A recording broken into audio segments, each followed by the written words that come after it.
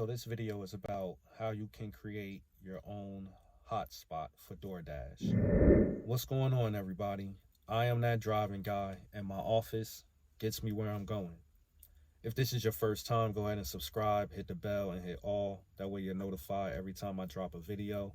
And don't forget to hit up the description box for some essentials that can help you along the way as you're out there dashing. So, I'm going to show you guys a neat trick that I use to find my own hotspot, especially when I decide if I'm going to dash, if I'm out of town visiting, or just happen to find myself in a new area and maybe want to try it out, try the market out there. I usually use this little trick. Sometimes I usually don't like to rely on the Doordash hotspots because there was one point in time, I don't know if there's something going on with the app or what, but every morning when I started, the hotspot that it sent me to was at at a mall. Actually, it was at a mall. There were a few restaurants, but during the morning time they were not open. There was only one that opened up, but it wasn't really jumping like that because usually the orders that I got sent me back across town or whatever. So the hotspots really weren't bumping. So I started to kind of get the rhythm and learn my area a little bit more.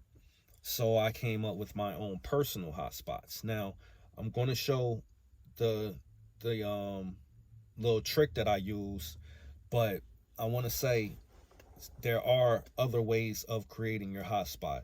You can have personal hotspots, and that's what I have. Now I know my area, so I kind of know what restaurants to go to from morning to afternoon now.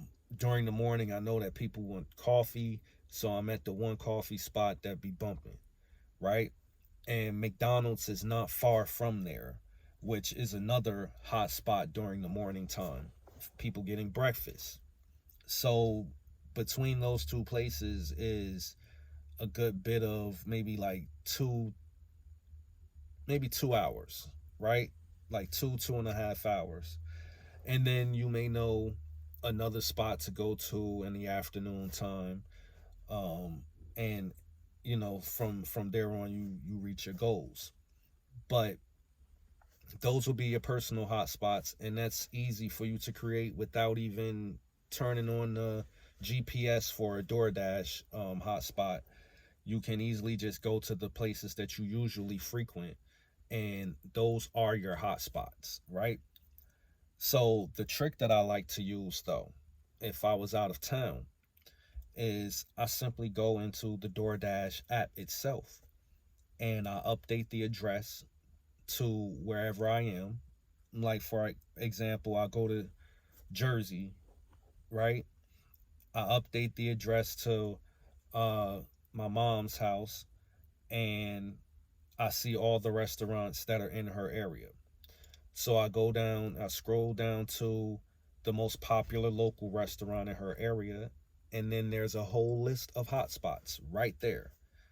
DoorDash usually only shows up with 2, 3, maybe 4. If you go into the app, you have more than that. You have at least 10. So you can scroll through and see the most popular restaurants and choose anyone that you want.